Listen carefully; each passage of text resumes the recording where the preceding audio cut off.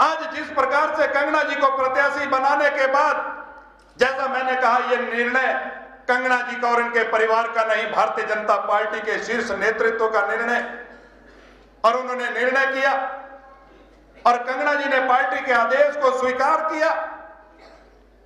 मैं आपसे निवेदन करना चाहता हूं, आपसे पहले आदरणीय रामस्वरूप शर्मा जी 2 बार सांसद थे और उन्होंने जिस प्रकार से मंडी संसदीय क्षेत्र के कार्यकर्ताओं का मान सम्मान बढ़ाया, यहाँ की जनता की सेवा की, आज भी भारतीय जनता पार्टी का कार्यकर्ता आदरणीय रामस्वरूप जी को याद करता है, उनको सच्ची श्रद्धांजलि देता है।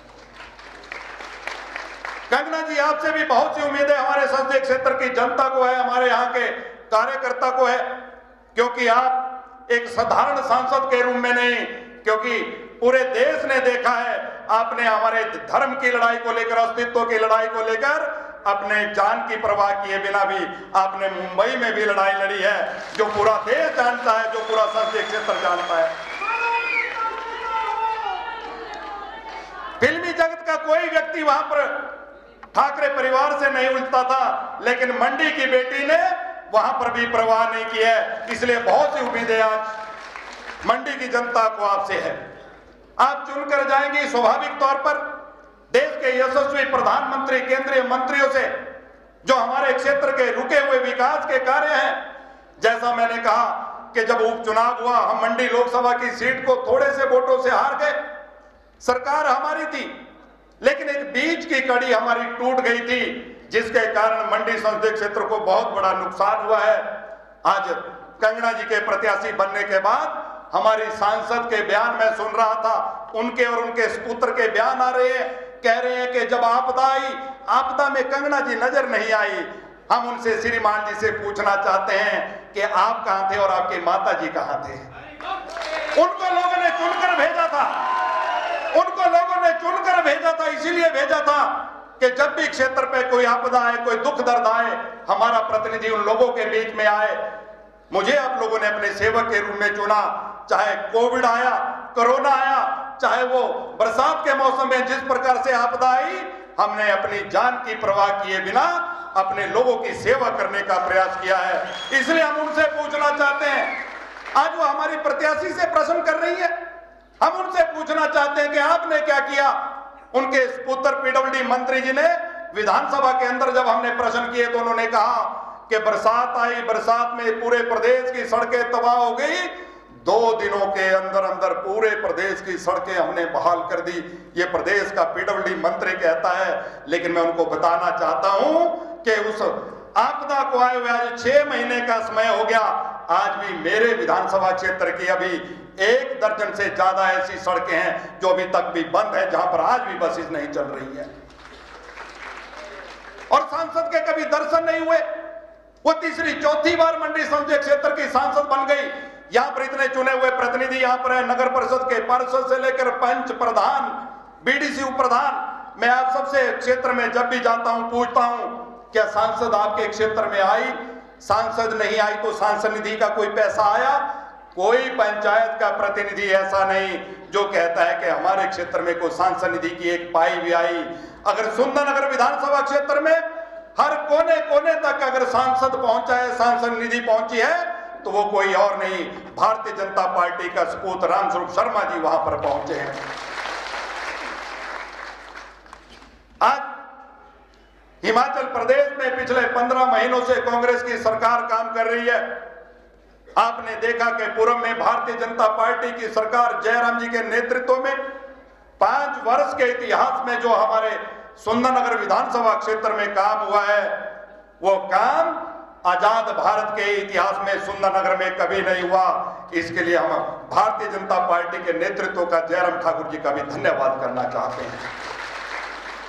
जो मेरे क्षेत्र की जनता ने चाहा, चाहे प्राइमरी हेल्थ सेंटर की बात थी, चाहे सड़क की बात थी, चाहे पीडीओ का कार्यालय था, चाहे वो प्राइमरी एजुकेशन का ब्लॉक था, चाहे वो आईपीएच का सब डिवीजन हो, चाहे वो जेई सेक्शन हो, पूरे विधानसभा क्षेत्र की जनता ने जो मांगा वो पूरा किया।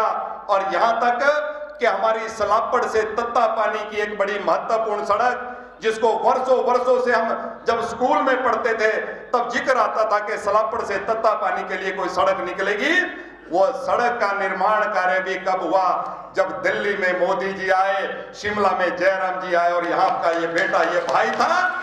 एकमात्र सड़क के लिए 219 करोड़ रुपया भारत सरकार से आपका ये बेटा लेकर आया, जिसके लिए हम मोदी जी का धन्यवाद करना चाहते हैं, नितिन गडकरी जी का, जयराम ठाकुर जी का धन्यवाद करना चाहते हैं। हमने विकास को लेकर अपने विधानसभा क्षेत्र में कोई कमी नहीं छोड़ी। भारतीय जनता पार्टी की, जयराम जी की सरकार ने सुंदरनगर विधानसभा क्षेत्र की जनता की सेवा के लिए जो कार्यालय, जो संस्थान, जो सारे खोले थे। 11 दिसंबर को सरकार बदली गई, कांग्रेस के मुख्यमंत्री ने शपथ ली और 12 दिसंबर को एक काले अध्याय के रूप में, काले दिन के रूप में वो दिन जाना जाएगा।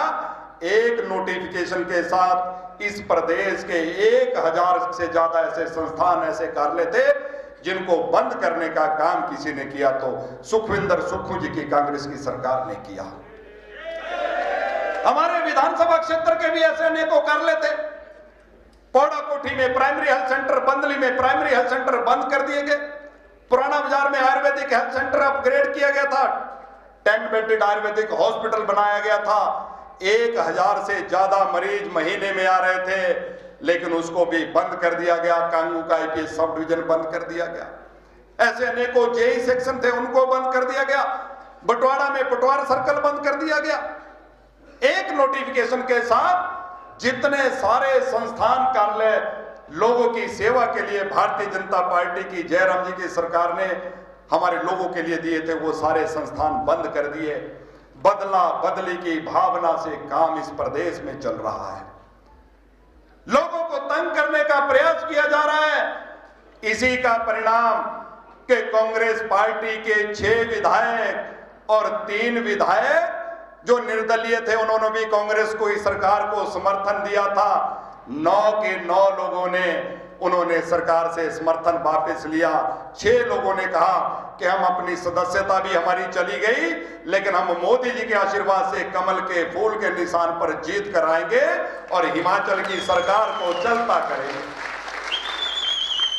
राज्यसभा के लिए चुनाव हुआ। राज्यसभा के सांसद के लिए भारतीय जनता पार्टी ने चंबा से संबंध रखने वाले हर्ष महाजन जी को प्रत्याशी बनाया। वहीं कांग्रेस पार्टी ने उनको, हिमाचल में कोई नेता कांग्रेस का नजर नहीं आया। दिल्ली से एक बड़े वकील मनु सिंघवी जिनका नाम था, उनको लेकर आए। 43 एमएलए कांग्रेस की सरकार के पास, 25 एमएलए भारतीय जनता पार्टी के पास। लेकिन जब गिनती हुई तो भारतीय जनता पार्टी के भी 34 हो गए और कांग्रेस के भी 34 हो गए। मामला बराबर आ गया। 34-34 का आंकड़ा आ गया। सबकी नजरें के परिणाम क्या आएगा। लेकिन आपको बताना चाहता हूं कि जो कांग्रेस के प्रत्याशी मनु सिंघवी जी थे, ये राम मंदिर के खिलाफ वकील वहां पर खड़े हो गए, जो कहते थे कि भगवान श्री राम काल्पनिक है, अयोध्या में राम मंदिर नहीं बनना चाहिए। 34-34 वोट बराबर थे। भगवान स्वयं वहां पर प्रकट हुए और भारतीय जनता पार्टी वहां से जीती और मनु सिंघवी जी को हराकर वहां से दिल्ली भेज दिया गया। तब जाके उनको पता लगा कि भगवान श्री राम काल्पनिक नहीं, भगवान श्री राम हम सबके पूजनीय हैं, हम सबके आराध्य हैं। हम सब लोग भगवान श्री राम पर विश्वास करने वाले लोग हैं। मनु सिंघवी जी, अब तो आपको भी विश्वास हो गया होगा कि भगवान श्री राम स्वयं यहां पर बसते हैं।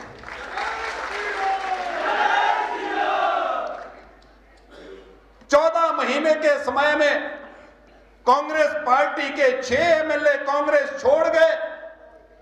3 निर्दलीय जिन्होंने भारतीय जनता पार्टी को समर्थन दिया था, कांग्रेस पार्टी को समर्थन दिया था, वो तीनों निर्दलीय भी भारतीय जनता पार्टी के साथ आ गए।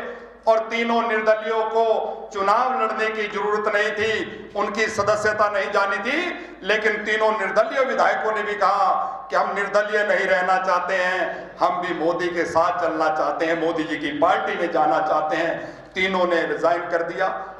लेकिन कांग्रेस के सरकार, विधानसभा के स्पीकर उस रेजिग्नेशन को एक्सेप्ट नहीं कर रहे हैं। उनको डर है कि लोकसभा चुनावों के साथ अगर ये उपचुनाव हुए तो 9 की 9 सीटों पे कमल खिलेगा, भारतीय जनता पार्टी जीतेगी।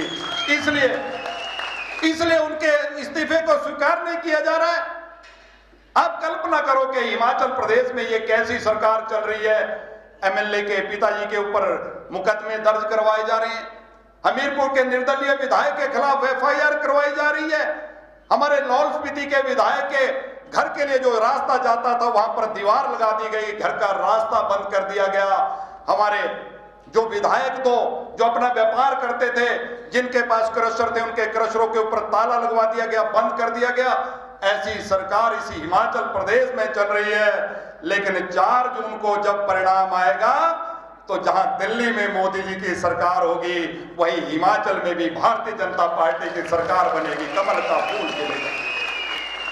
मैं बार बार कहता था आप लोगों के बीच में आकर कि इस सरकार को हम नहीं गिराएंगे, इस सरकार को कांग्रेस के एमएलए गिराएंगे, क्योंकि बहुत बड़ा विद्रोह कांग्रेस पार्टी में आज हो रहा है। ये तो 6 एमएलए कांग्रेस के आए हैं, 4 तारीख को परिणाम आएगा, 1 दर्जन और एमएलए कांग्रेस पार्टी को अलविदा कह देंगे।